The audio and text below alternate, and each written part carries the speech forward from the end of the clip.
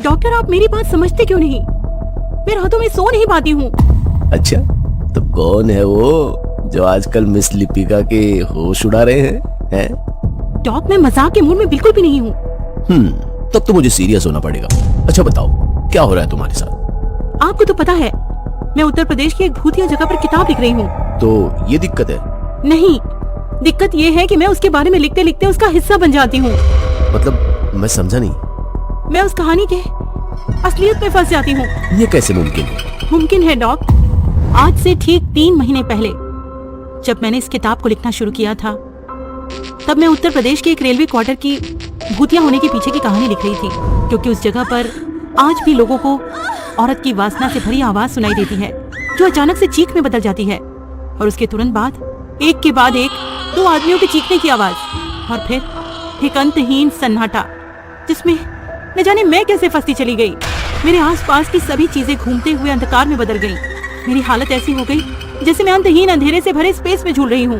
मेरी आंखें बंद हो गईं, और जब एक तेज चीख के साथ मेरी आंख खुली तो मैं एक रेलवे क्वार्टर के बाहर खड़ी थी, जिसकी डिटेलिंग बिल्कुल वैसी ही थी जैसी कि मैंने कहानी की रिसर्च के वक्त पढ़ी थी। वही पुरानी बिल्डिंग, काठ के दरवाजे और खिड़कियों से झूलते हुए रेशमी पर्दे। ग्राउंड फ्लोर के क्वार्टर से रोमांटिक धुन बाहर आ रही थी, और अंदर से किसी के हंसने की आवाज थी। मैं धीमे से उनकी खिड़की की तरफ गई और झांक कर अंदर देखने लगी कि अंदर चल क्या रहा है। देखा तो अंदर एक कपल हाथ में वाइन का ग्लास लिए एक दूसरे के बेहद करीब, आंखों में आंखें डाल धुन पर धीमे कदमों के साथ थिरक रहे थे, मानो उनकी सारी दुनिया एक दूसरे में ही सिमट गई हो। ओह मोना डार्लिंग, अभी एक हफ्ता भी नहीं गुजरा तुमसे मिले, और मुझे ऐसा लगता है जैसे मैं तुम्हें सालों से जानता हूँ। मोना, मैं तुम्हें बता नहीं सकता कि मैं तुमसे शादी करके कितना खुश हूँ।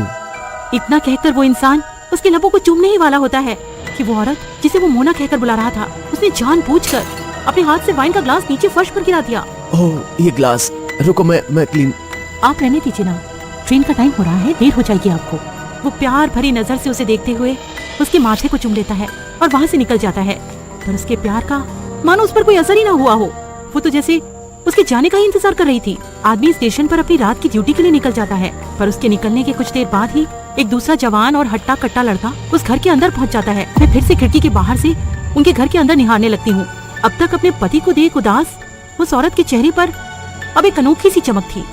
उसने उस जवान लड़के को देखते ही उसे गले से लगा लिया।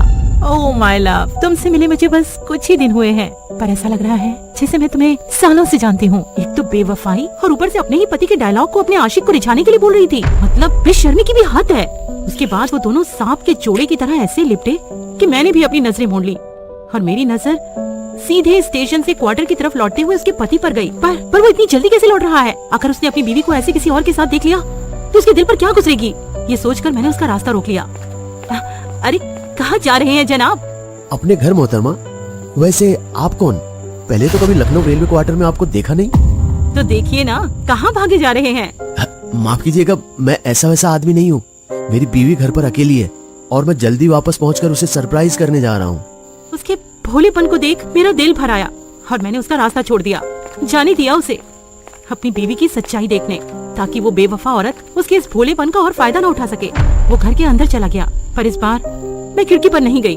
भला किसी और का दिल टूटता देख मुझे क्या हासिल होगा? गोली की आवाज सुनते ही मैं खिड़की के पास दौड़ी गई। देखा तो जवान लड़का बिना कपड़ों के खून से लथपथ जमीन पर पड़ा था। मोना सहमी हुई अर्धनग्न दीवार से चिपकी हुई थी। उसके सामने उसका पति हाथ में पिस्तौल थामे खड़ा था और आंख में जिसका हर कतरा उससे सवाल कर रहा था, आखिर क्यों? पर मोना से जैसे इन सवालों का जवाब मिलने की कोई गुंजाइश ही नहीं थी, इसलिए उसने ट्रिगर दबाया और मोना वहीं ढेर हो गई। अब उन दोनों को मार वो इंसान खिड़की की तरफ आ गया, यानी मेरी ओर। नम आंखों के साथ उसने पिस्तौल तानी और अपनी तरफ घुमाकर खोपड़ी में दाग दी, और उसके खून से मेरा चेहरा लाल हो गया और मेरी आंखें बंद। आंख खुली तो मैं वापस से अपने बिस्तर पर थी। मतलब ये तुम्हारा सपना था? नहीं, बिस्तर पर उठी तो सब नॉर्मल था, लेकिन मेरा चेहरा खून से सना हुआ था। पर ये कैसे पॉसिबल है? यही तो समझ में नहीं आ रहा है। ऊपर जो भी देखा मैंने वो सब बिल्कुल सच था, क्योंकि उस घटना के बाद से लखनऊ के उस क्वार्टर में जो भी आया उसे ऐसा ही लगता है कि रात को कोई उनके आसपास घूम रहा है, कोई औरत चीख रही है और न जाने क्या क्या, जो उसे लखनऊ की सबसे भूतिया जगह बनाती है। मामला बहुत सीरियस लग रहा है। ये अकेली घटना है या कुछ और भी तुम्हारे साथ हुआ है? बहुत कुछ हुआ है डॉक। लखनऊ के रेलवे क्वार्टर की वारदात कोई अकेली वारदात नहीं थी जो मेरे साथ घटी। कुछ ऐसा ही मेरे साथ तब भी हुआ जब मैं मेरठ की भूतिया जगह के बारे में लिख रही थी। मेरठ नाम सुनकर आप ये तो समझ ही गए होंगे कि मैं जीपी ब्लॉक के बारे में बात कर रही हूँ। वही जीपी ब्लॉक जिसके भूतिया होने की कहानी मेरठ के हर लोगों की जुबान पर सवार है। कहते हैं लोग वहाँ से दिन में गुजरने पर भी तौबा करते हैं, क्योंकि खंडहर पड़ी बिल्डिंग में कई बार किसी औरत को लाल साड़ी में अंदर बाहर आते जाते देखा गया है। कई लोगों ने तो ये भी दावा किया है कि रात के अंधेरे में जीपी ब्लॉक के बिल्डिंग के छत पर लाल साड़ी में एक औरत भटकती रहती है। पर सच पूछिए तो मुझे ये कोई हॉन्टेड प्लेस नहीं लगी, क्योंकि उस रात जब मैं रिसर्च कर रही थी तो पता लगा कि यहाँ कोई भूत नहीं, बल्कि ये जगह जुआरियों का अड्डा है और इलीगल काम करने वालों के लिए छुपने की जगह। ऊपर कई स्कूल के बच्चे यहाँ इसलिए आते हैं ताकि वीराने में बिना किसी की नजर में आए नशीले पदार्थों का सेवन कर सके। ऐसी वाहियात जगह को अपनी किताब में जगह नहीं देना चाहती थी मैं, इसीलिए मैंने जीपी ब्लॉक को लिस्ट से बाहर करने का सोच लिया था और सीधे जीपी ब्लॉक के सन्नाटे में पहुंच गई। आधी रात दूर कहीं से जानवर की आवाजें आ रही थी और साथ कहीं से टकराकर रोशनी की धीमी झिलमिलाती किरणें, जिससे जीपी ब्लॉक की मायूस दीवारों का रोना कभी दिखता तो कभी छिप जाता। मुझे कुछ समझ नहीं आ रहा था कि क्या करूं। तभी कहीं से गाड़ी की आवाज आई जो इस बिल्डिंग की ओर ही आ रही थी, इसलिए मैं बिल्डिंग के अंदर ही छिप गई। झांक कर बाहर देखा तो इससे पहले कि गाड़ी बहुत अंदर आती, एक आदमी डंडा खड़काता हुआ उसके सामने आ गया। एक तेज ब्रेक के साथ किडनैपिंग वैन जैसी दिखने वाली गाड़ी वहां आकर रुक गई और उसमें एक आदमी दरवाजा खोलकर बाहर आ गया। हाथ में डंडा लिए आदमी ने उसके मुंह पर टॉर्च मारी और डंडा घुमाते हुए पूछा, कौन हो और यहाँ क्या करने आए हो? जवाब में उस इंसान ने अपने कमर से पिस्तौल निकाला और अपनी उंगली में नचाते हुए उसके सामने तान दिया। पहचाने? ऐसा है गुरु, तमंचा डालो अपने भीतर और चुपचाप यहाँ टैक्स सरकाओ और फिर जो करना है करो और सुबह होने से पहले चलते बनो। उसकी बात सुन वो आदमी मुस्कुराता है और वापस से पिस्तौल घुमाते हुए कमर में फंसा लेता है और आगे बढ़ते हुए चंद कागज के नोट उसके हाथ में थमाता है और वो गाड़ी का रास्ता छोड़ देता है। उसके बाद गाड़ी अंदर की तरफ थोड़ी और बढ़ी और उस ड्राइवर के अलावा 3 लोग और बाहर निकले, जिसमें से पीछे के 2 लोग एक लड़की को जबरदस्ती खींच कर ला रहे थे, जिसका मुंह और हाथ बंधा हुआ था। शराब के नशे में उन दरिंदों ने लड़की को नोच खाया। मैं चाह कर भी उसकी मदद नहीं कर पाई, बस उनसे नजरें चुराकर एक कोने में दुबकी छिपी रही। कुछ देर के बाद उसकी चीख भी इस जीपी ब्लॉक के सन्नाटे में कहीं खो गई। दम तोड़ चुकी उस लड़की के ऊपर उन नशेड़ियों ने शराब छिड़ककर आग लगा दी और वहां से चलते बने। मैंने बहुत कोशिश की पर उसे आग से नहीं बचा पाई। अपनी आंखों के सामने उसे राख होता देख मेरे होश उड़ गए और मैं वहीं घुटनों के बल बैठ गई। मेरी आंखें नम थीं और मैं एक टक उसके सुलगते अवशेष को देखे जा रही थी। तभी किसी ने पीछे से मेरे कंधे पर हाथ रखा और मेरे पूरे शरीर में छुरछुरी से दौड़ गई। मेरी हिम्मत नहीं हो रही थी कि मैं पीछे मुड़कर देखूं कि आखिर वो है कौन जो अपनी हथेली से मेरे कंधे को जकड़े जा रहा है।